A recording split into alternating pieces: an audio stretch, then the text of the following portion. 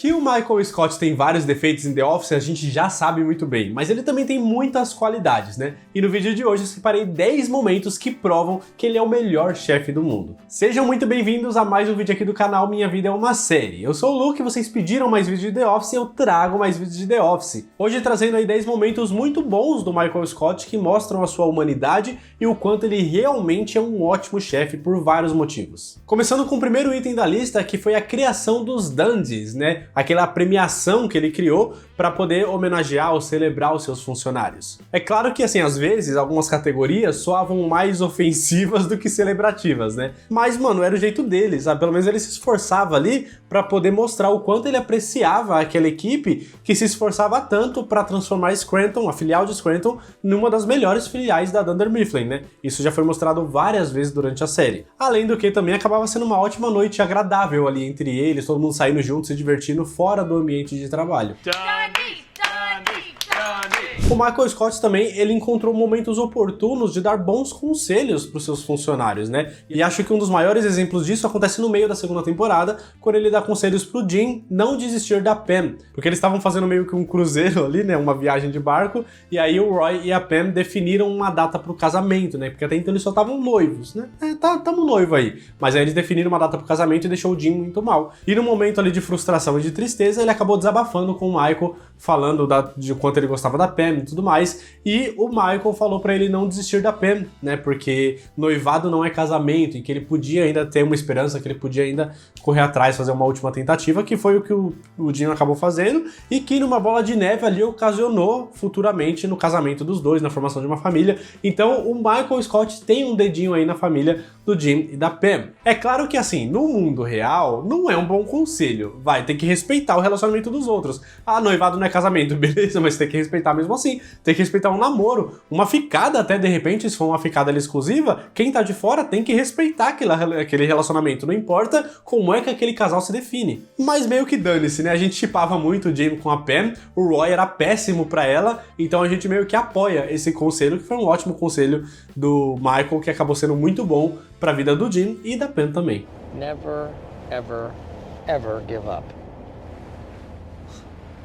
Outro momento muito legal do Michael Scott é quando a gente vê que ele não é um cara mesquinho e vingativo, né? Porque lá no começo da terceira temporada, o Dwight, que é o braço direito dele, meio que tenta puxar o tapete dele, né? Agindo pelas costas, indo direto lá na Jen e se oferecendo para ser o novo gerente ali da filial de Scranton, sem o Michael Scott saber. Só que ele acaba descobrindo e fica putaço com o Dwight. E com razão, né? Porque aí eu acho que era até caso de demissão, né? Porque não foi só uma traição da amizade dos dois, mas foi uma insubordinação. E aí o Michael Scott tinha total liberdade de demitir ele, mano, porque ele é o gerente dali, ele tomava as decisões, e eu tenho certeza que se ele tomasse essa decisão, iria pra frente o pessoal da Dunder Mifflin acatar. Só que ele não foi vingativo. Ele entendeu que o Dwight fez aquilo porque ele veste muito a camisa da empresa, porque ele se dedica, ele faz tudo pela empresa que ele estava trabalhando, que é a Dunder Mifflin. Então o Michael entendeu que não era uma coisa pessoal, entendeu que ele fez aquilo em prol da empresa e que tendo esse esforço na sua equipe, ele acaba gerando uma ótima equipe.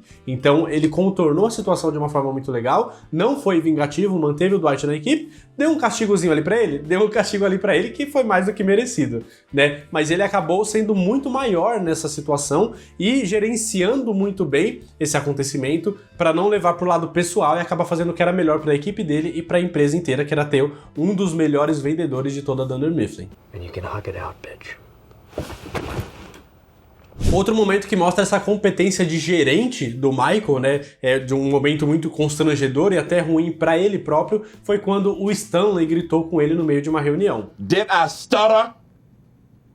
Vamos combinar aqui que o Stanley foi grosso pra caramba com ele, foi completamente desnecessário? A reunião que eles estavam ali participando era inútil? Era inútil, mas não importa, tá ligado? Tava todo mundo participando, se ele não queria participar, é só continuar em silêncio. Não tinha por que gritar com o Michael daquele jeito. E o Michael ainda meio que tentou deixar isso pra lá, né? Não abriu reclamação no RH, uma coisa que ele poderia ter feito com tranquilidade, e ainda continuou tentando levar na maciota ali e conversar com o Stanley, que gritou com ele de novo no meio de todo mundo. Aí não deu, né, mano? Aí o Michael Scott falou, mano, chega! E mandou todo mundo sair pra conversar tete a tete ali com o Stanley, o que foi uma atitude muito grandiosa dele como gerente, porque ele não quis de novo se vingar, ele não quis ser mesquinho, ele não quis se aparecer, sabe? Ele não quis gritar com o Stanley na frente de todo mundo, ou dar uma lição de moral no Stanley na frente de todo mundo. Ele quis conversar com o Stanley e falar, mano, o que tá acontecendo? Por que você tá agindo assim comigo? O que você tem contra mim? Sabe? Numa conversa ali franca. E aí o Stanley foi sincero com ele, e aí ele falou, não, então beleza, você não precisa gostar de mim, mas, mano, você tem que me respeitar, eu sou seu chefe, você não pode falar assim comigo, tá ligado? E aí eles conseguiram entrar num acordo ali. Mano, isso aí...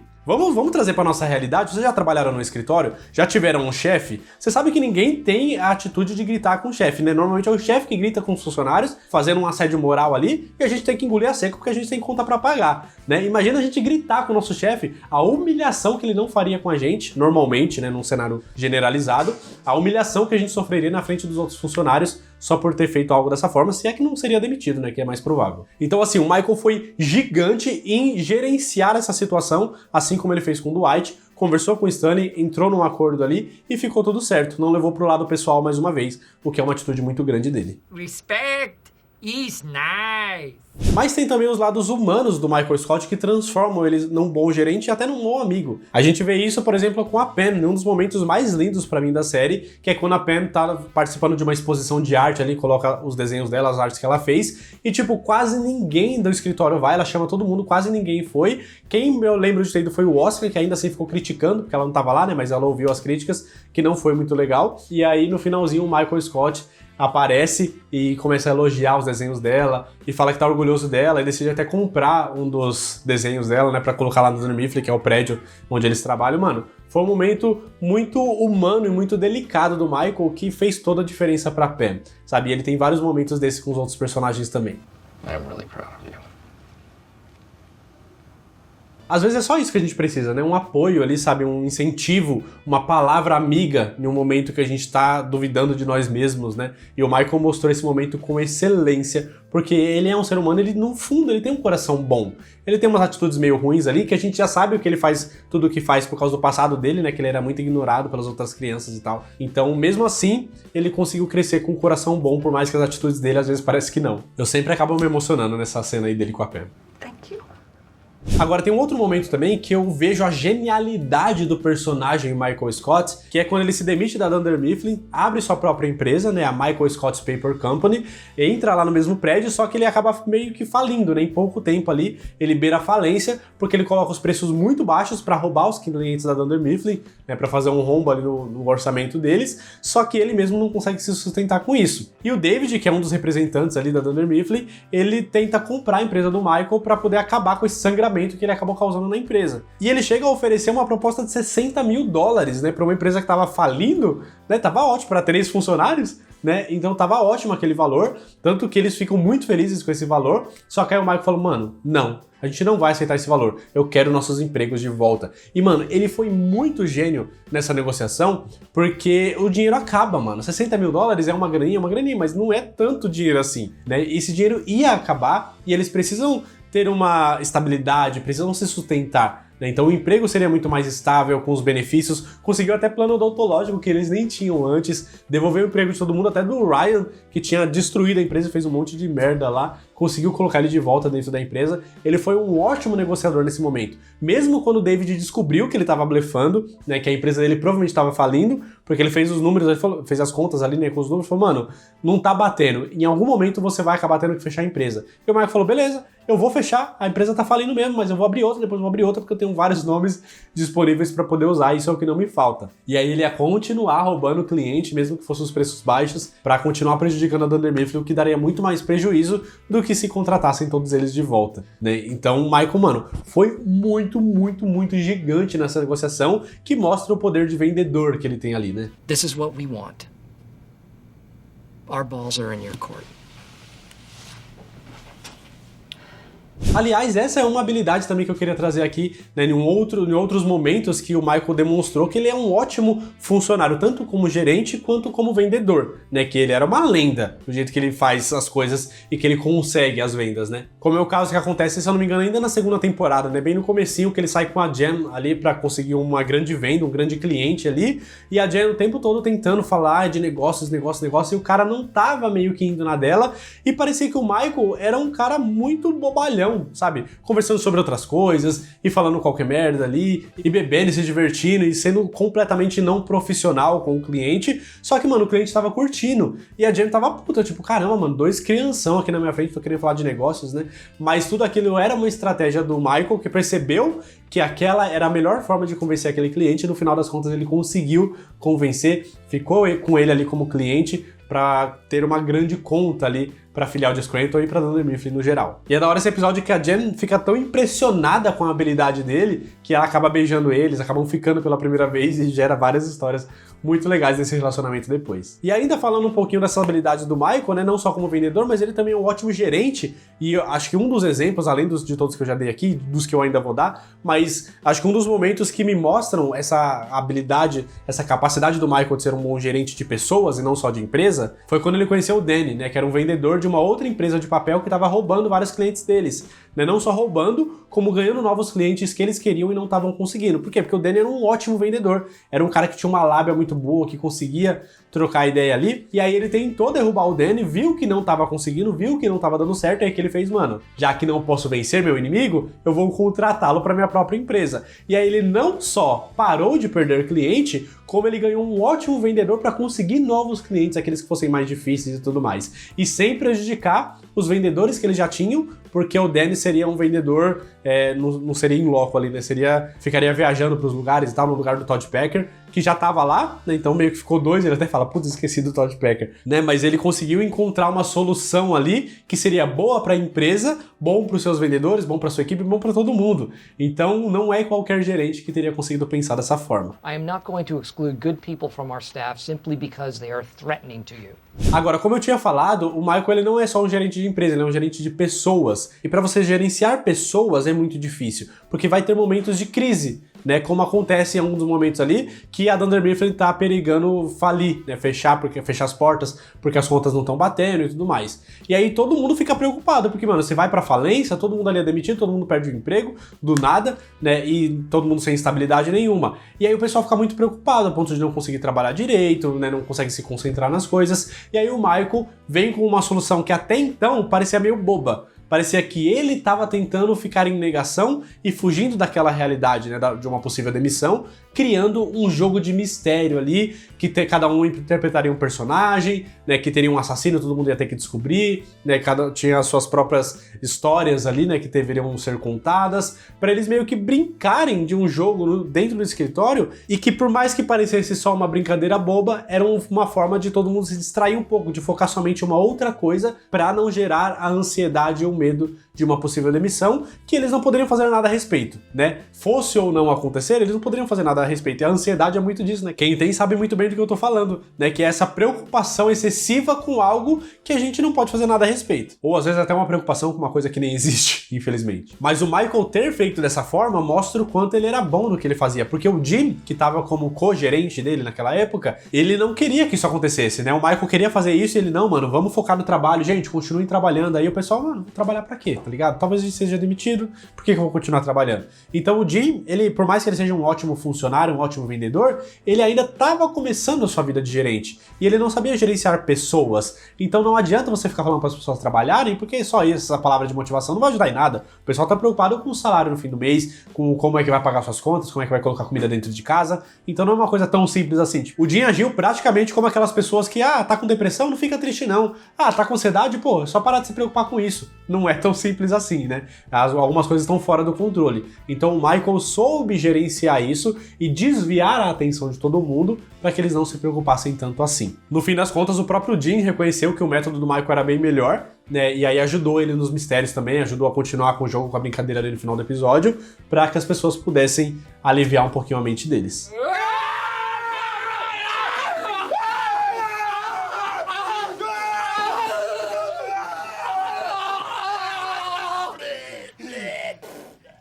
O Michael também, ele se mostra um ótimo gerente em um dos momentos que eu mais achava...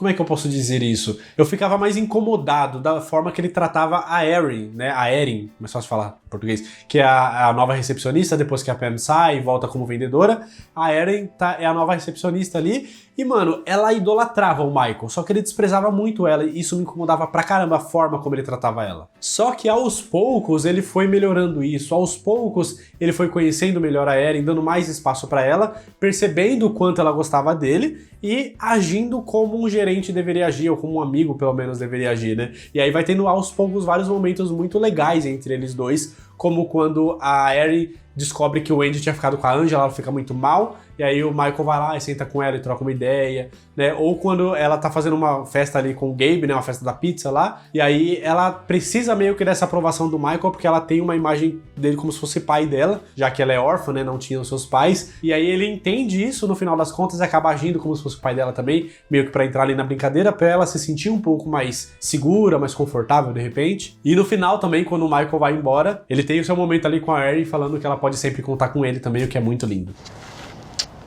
And you know what? You don't need a mom, because you have my number and you can call me anytime. E por último, temos a despedida do Michael, né? Mas antes de eu falar, olha o tanto de conteúdo que eu já te trouxe e não tinha pedido pra você se inscrever ainda, deixa até o final. Então, pra você não esquecer, desce aqui, se inscreve agora aqui no canal se você ainda não for inscrito ou inscrita, ativa o sininho das notificações, que é muito importante pra você não perder os vídeos que tem aqui no canal. E se você já é um inscrito ou inscrita, pega esse vídeo e compartilha com outras pessoas que você conhece que também são fãs de The Office, ou que pessoas que consomem outras séries também. Eu falo de várias séries aqui no canal. Ó, tem coisa de House of the Dragon aqui, que eu já tenho vários conteúdos. Stranger Things, eu tenho que trazer mais conteúdo de Stranger Things, mas eu gosto muito. Friends, How I Met Your Mother e Brooklyn Nine-Nine, The Office tá aqui também. Então assim, tem vários conteúdos, várias outras séries também que eu falo aqui, não é só o que tem no cenário. Ou seja, é um ótimo canal pra você recomendar pras pessoas que gostam de séries, no geral. youtube.com.br/Minha Vida é uma Série, não tem segredo. Manda esse link pras pessoas que você conhece que gostam de série pra chegar aqui, pra gente alcançar os 300 mil. Falta muito pouquinho pra essa meta, tá bom? Posso contar com vocês? Aproveita também e me segue no Instagram, @Minha Vida é uma Série _. O link tá aqui na descrição. Lá também tem bastante conteúdo pra você poder aproveitar. Agora vamos voltar aqui pra encerrar o vídeo com a última posição aqui, os últimos momentos do Michael, pra mostrar o quanto ele realmente era um ótimo chefe pros seus funcionários, né? A gente tem dois momentos aí da sua despedida. O primeiro momento é quando o pessoal faz uma homenagem ali, que é justamente o último Dundies, né, que ele apresenta, a última premiação dos Dundies ali. Eu comecei falando disso e termino aqui falando disso também. No final desse episódio que ele tá fazendo essa última premiação, o pessoal levanta todo mundo junto ali e acaba cantando uma música ali em homenagem a ele, que inclusive o ator, o Steve Carell, não sabia disso. Acho que vocês já sabiam dessa informação também, né? Mas aquela emoção que ele sentiu foi real, assim como a nossa, a emoção que a gente sente nesse momento também é real. Então o pessoal faz uma homenagem ali pra ele e acaba dando o prêmio da categoria de melhor chefe do mundo pra ele também, que é muito legal. E aí no último episódio dele, né, que é o de despedida mesmo, ele tem vários momentos com cada um dos personagens ali, dos seus funcionários, pra poder se despedir, sem falar pra eles que aquele seria o seu último dia. Né? Todo mundo achou que era o penúltimo, que ia se despedir no dia seguinte, mas ele não queria transformar aquele dia num dia melancólico, né? Ele queria gravar essa última memória ali da filial de Scranton como um dia de trabalho qualquer, né? Com exceção de ter aqueles momentos individuais de despedida de cada um, sem que eles soubessem que era de fato a despedida. Então teve um momento ali com a Erin, né, que eu já citei, teve com o Dwight, né, que ele deu uma carta ali de indicação pro Dwight, que foi muito legal, e depois ficaram jogando paintball ali. Ele pega uma luva com a Phyllis, né, pede pra ela fazer uma luva ali pra ele, feita à mão, o que é muito legal porque remete a lá aquele primeiro episódio de Natal, se eu não me engano, que ele fica com uma luva feita pela Phyllis também, e ele esculacha ela por causa disso, menospreza muito o presente, então mostra também o seu amadurecimento. E aquela despedida com o Jim também, né, quando o Jim percebe que aquele era realmente o último dia dele, e fala que, né, no dia seguinte eles iam almoçar, e ele poderia falar o quanto ele é o melhor chefe que ele já teve e tal, aquele momento extremamente emocionante entre esses dois personagens. Best boss I ever had. E no finalzinho também, quando ele vai embora, né, vai lá, já tá no aeroporto, a Pam vem correndo e dá um abraço nele, eles têm uma conversa ali que a gente nunca vai saber o que eles falaram, até porque era uma despedida real, né, da Jenna Fischer com o Steve Carell naquele momento. Então assim, apesar de tudo, né, apesar de todas as atrapalhadas, as atitudes ruins ou questionáveis que o Michael Scott teve em todos esses anos de Dunder Mifflin, ele era muito querido pelos funcionários, né, e esses últimos momentos mostram isso, que ele era de fato o melhor chefe do mundo. See you tomorrow, boss. Later, guys. Tem mais algum momento legal do Michael Scott que eu esqueci de colocar aqui nessa lista? Me conta aqui nos comentários. Se você não lembra de nenhum outro, me conta qual desses da lista foi o seu momento favorito. Conversa aqui comigo nos comentários, que isso também ajuda muito esse vídeo a chegar em outras pessoas, assim como o seu like que você vai deixar aqui embaixo também, tá? Não esquece de me seguir no Instagram. Muito obrigado por ter visto o vídeo até o final. Até a próxima. Valeu!